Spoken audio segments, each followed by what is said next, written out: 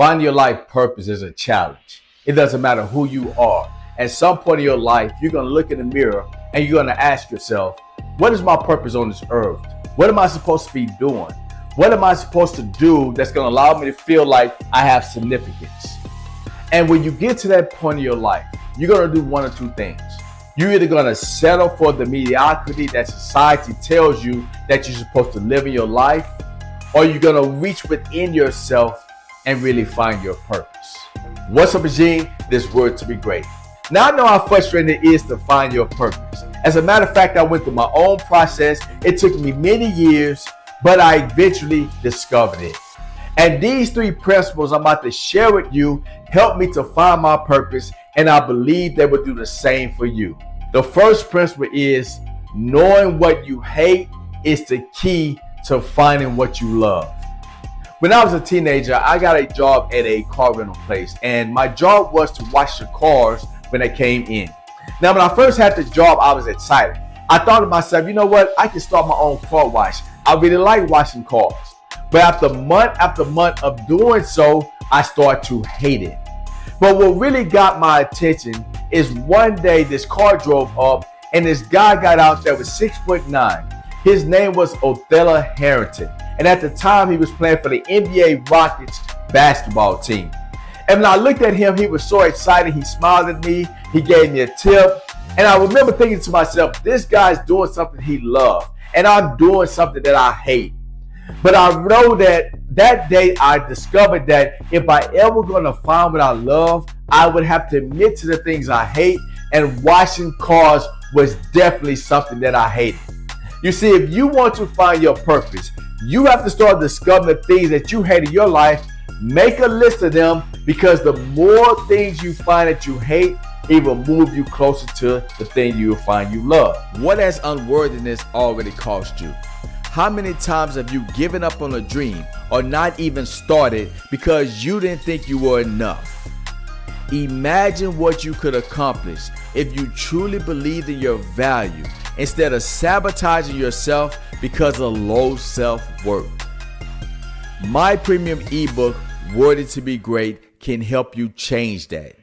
It teaches practical skills and tools that will help you transform your life by building unshakable self-worth. So if you're sick and tired of low self-worth stealing your dreams, click the link below and get the premium ebook, Worthy to be Great, today. The second principle is your fear is your guide to your purpose. Now, I've always had a fear of public speaking, and it was something I was afraid of ever since I was a kid. But you know what I discovered over time? That the more I avoided public speaking, the more I became afraid of it. Now, when I got to college, I took a speech course, and I had this professor that, she used to always say to me, Gene, when you get up and give your speech, you are like a natural at it. You're good at telling stories. You should go and pursue public speaking. Now, remember, I was afraid of public speaking, so I was like, I'm not doing that. I'm not even going to try to do that. I hate public speaking. But you know what? In the back of my mind, I used to say to myself, I do like getting up there sometimes and speaking in front of people, but it's not something I want to do. And so I put it off. I kept procrastinating. I would not do anything when it pertains to public speaking. Well, what eventually happened was when I got to the corporate world and I wanted to move up in corporate America, one of the things that came up was my lack of public speaking skills. And so one of my executives said to me, Gene, you will be able to move up in a corporation if you work on your communication skills. So I want to encourage you to join a speech club. Now, once again, that fear overtook me. I said to myself, I do not want to go to no speech club because I'm afraid of public speaking. See, what I wasn't realizing at the time was my fear was guiding me towards my purpose. And I did not realize that until I finally decided to face my fear and join that speech club. And I remember right when I got up to give my first speech, all I did was tell stories. I told stories about how I grew up. I told stories about things that happened in my life. And the more I told those stories, the more people were captivated and used to say to me, Gene, you're a very good speaker. You're a good storyteller. And here's the thing. Every time I stood up to tell those stories, I had this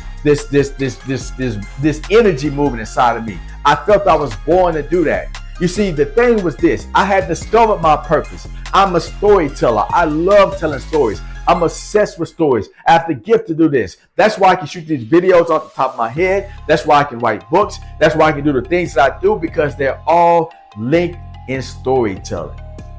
See, if you have a fear of something, your fear is your guide to your purpose. Do not ignore that fear.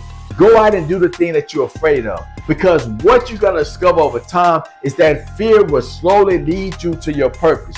You will find the thing you was put on this earth to do. You will find your gifts. You will find your talents. That fear will allow you to find your purpose on this earth. I want to ask you to like this video and subscribe to my channel and hit that bell so anytime I post a video, you're notified. And that leads me to principle number 3. Your passion must be tested with consistency. See, once your fear guides you towards your purpose or the thing you're passionate about, you have to test it to make sure it's real. You see, as I told you, when I got in that speech club and I was telling stories, I realized I was passionate about storytelling, but I had to test it. So what I decided to do is to join 5 more speech clubs. And what that allowed me to do is be able to give 5 to 10 speeches a week. I will sit down and write out all these stories and turn them to speeches. And what eventually happened is I gave 1,000 free speeches before I started getting paid to speak. Not only that, I was able to test my passion with consistency by writing books. So today I've written 9 books. And not only that, when it pertains to motivational speaking online, I've shot over 3,000 videos. You see, I know my passion is real because it's been tested through consistency. So no matter what it is that you're passionate about, if you really want to know if it's your purpose, you have to test it. You have to go out and put yourself out there with that thing, no matter what it is. Whether you're singing, whether you want to be a rapper, whether you're trying to be a chess player, it doesn't matter what it is. You must test your passion with consistency so you know that it's real. And when you discover that it is, you have found your purpose. I know it's hard to find your purpose in this world, especially when everybody tell you to do this or do that. But if you want to find your purpose, I want to encourage you to take the 3 principles I share in this video and apply them to your life so you can find your purpose. Because you are worthy to be great. If you like this video, I want to ask you to like and share this video. Also, hit that bell so anytime I post a video, you're notified. I also want to ask you to join my Worthy to Be Great newsletter. This newsletter is not help you build your self-worth, your self-discipline, your self-confidence so you can achieve your dreams. So click the link below and join my newsletter today.